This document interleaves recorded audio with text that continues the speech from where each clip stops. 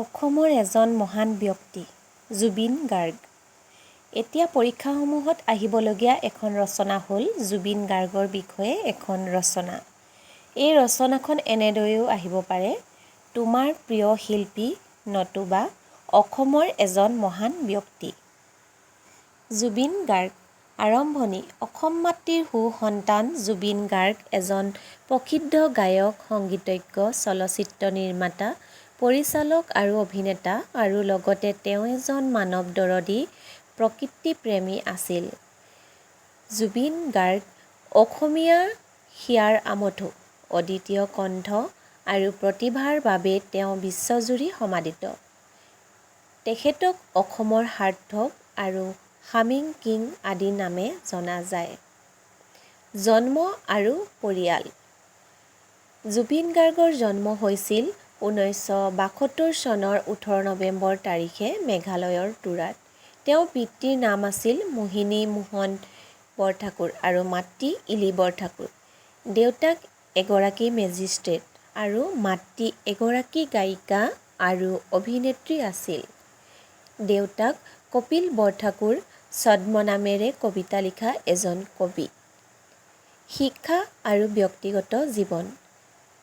জুবিন গাৰ্গে তামুলপুৰ উচ্চতম মাধ্যমিক বিদ্যালয়ৰ পৰা মেট্ৰিক পাছ কৰি যোৰহাট জে.বি. কলেজৰ পৰা উচ্চতৰ মাধ্যমিক শিক্ষা সম্পূৰ্ণ কৰে।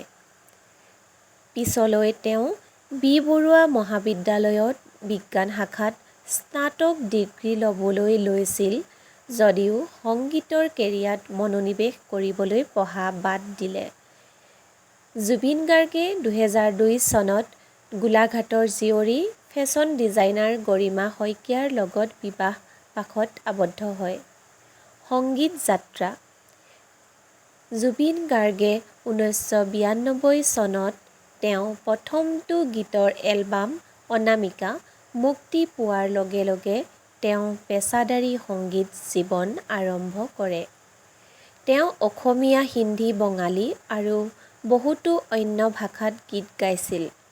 তেওঁ 40টাৰো অধিক ভাষাত গীত গাই 40,000 অধিক গীত গাইছিল। চলচ্চিত্ৰ আৰু অভিনয়।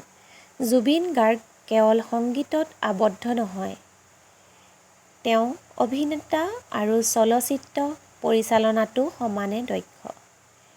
তুমি মোৰ, মাথোঁ মোৰ, দীনবন্ধু, মিছন চাইনা, কাঞ্চনজংঘা, ৰৈ ৰৈ বিনালে আদি ছবিত তেওঁ অভিনয় কৰিছিল। বঁটা আৰু সন্মান। জুবিন গাৰ্গে বহু বঁটা আৰু সন্মান লাভ কৰিছিল। বঙালী চিনেমা শুধু তুমিৰ কাৰণে 2005 চনত শ্ৰেষ্ঠ সংগীত পৰিচালকৰ বঁটা লাভ কৰিছিল। হিন্দী ছবি গেংষ্টাৰৰ য়া লী গীতটিৰ বাবে জুবিনে 2006 চনত গ্ল'বেল ইণ্ডিয়ান ফিল্ম এৱাৰ্ড বঁটা লাভ কৰিছিল। 2024 চনৰ 27 মে'ত জুবিন গাৰ্গক মেঘালয়ৰ UST-মে সন্মানীয় ডক্টৰ অৱ লিটাৰেচাৰ উপাধি প্ৰদান কৰে। ইয়াৰ উপৰিও ইক'জ অৱ চাইলেন্স ছবি সংগীত পৰিচালনাৰ বাবে তেওঁ ৰজত কমল বঁটা লাভ কৰিছিল। জুবিন গাৰ্গৰ অৱদান। তেওঁ অসমীয়া সংগীতত নতুন যাত্ৰা প্ৰদান কৰিছিল।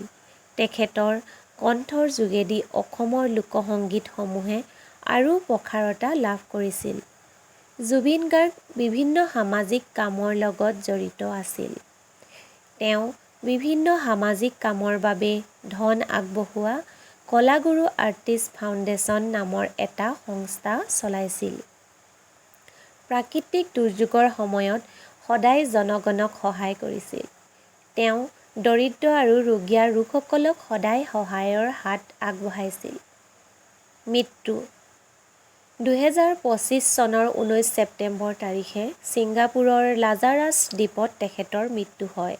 তেখেতৰ মৃত্যু এতিয়াও ৰহস্যৰ আঁৰত। তেখেতৰ মৃত্যুৰ খবৰে সমগ্ৰ অসম নিস্তব্ধ পৰিৱেশৰ সৃষ্টি কৰিছিল। তেওঁৰ মৃত্যু অসমৰ বাবে বৃহৎ ক্ষতি। সামৰণি। জুবিন গাৰ্গ এজন শিল্পী, এজন চিন্তাশীল ব্যক্তি আৰু এজন সমাজকৰ্মী। তেওঁৰ মৃত্যুৱে যদিও এক শূন্যতা আনিছে, তথাপি তেওঁৰ সৃষ্টি, চিন্তাধাৰা আৰু তেওঁৰ প্ৰভাৱ সদায় জীয়াই থাকিব। তেওঁ এজন প্ৰকৃতিপ্ৰেমী আছিল। তেওঁৰ মৃত্যুৰ পাছত ফুটুকলা প্ৰজাতিৰ উদ্ভিদক জুবিন গাৰ্গিয়ানা নামেৰে নামাঙ্কিত কৰা হয়। তেওঁৰ জীৱন আৰু কৰ্ম অসমীয়া জাতিৰ বাবে অনুপ্ৰেৰণা। জুবিন গাৰ্গৰ বিষয়ে ৰচনা আহিলে তোমালোকে এনেদৰে লিখিব পাৰা আৰু নতুনকৈ তোমালোকে ইয়াত সংযোগ কৰি ল'ব পাৰিবা কিছুমান যদি তথ্য আছে তোমালোকৰ হাতত। আজি যিখিনি মই জানো সিমানখিনি মই তোমালোকলৈ আগবঢ়ালোঁ। এনেকুৱা ভিডিঅ'সমূহৰ কাৰণে মোৰ চেনেলটো ছাবস্ক্ৰাইব কৰি ল'বা।